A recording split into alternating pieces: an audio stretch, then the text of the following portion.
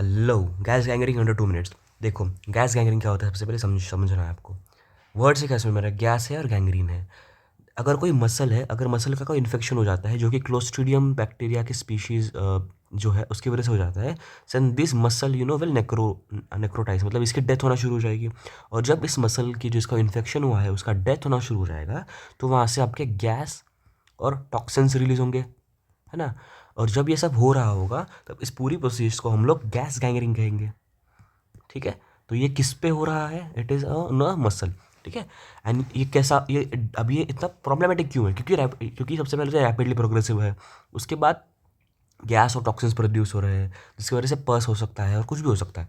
Rapidly progressive life threatening situation है, infection है muscle, ये इंपॉर्टेंट चीज़ है। ठीक है। गैंग्रीन है caused by clostridium species producing gas and toxins. तो clostridium perfringens is the most common bacterium that causes gas gangrene. उसके बाद क्लोस्ट्रीडियम नोवी और septicum. Alright. Spore forming anaerobic gram positive bacilli है, ये आपको ध्यान रखना है, कल्चर में आपको काम आएगा। कौन से फैक्टर जिसकी वजह से ये चांसेस बढ़ते हैं, तो ये सारे आपके कॉजेस है। क्रश इंजरीज हो सकता है, अगर पहले से ही है तो इन्फेक्शन होने का चांस ज़्यादा है। Open contaminated wound, crush injuries, compound fractures, diabetic patients, immuno compromise basically, on post operative wounds. अब पैथोलॉजी क्या है, एलक्यू में पूछते हैं।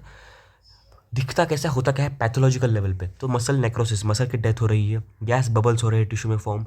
मायो मतलब मसल, नेक्रोसिस मतलब डेथ हो रहा है विदाउट पस फॉर्मेशन। सॉरी मैं यहाँ पे थोड़ा वो हो गया था।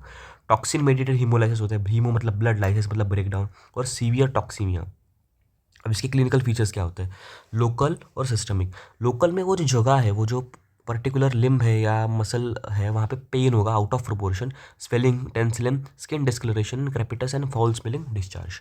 ऑलराइट। सिस्टमिक में पूरे बॉडी में आपको fever, tachycardia, increased heart rate of the patient, hypotension, decreased this thing BP, hemolysis मतलब अनीमिया जिसकी वजह से बाद में होगा। ऑब्वियसली अगर ब्लड टूट रहा है तो ब्लड की डेफिशिएंसी होगी, तो हीमोग्लोबिन की डेफिशिएंसी होगी, so it would lead to anaemia.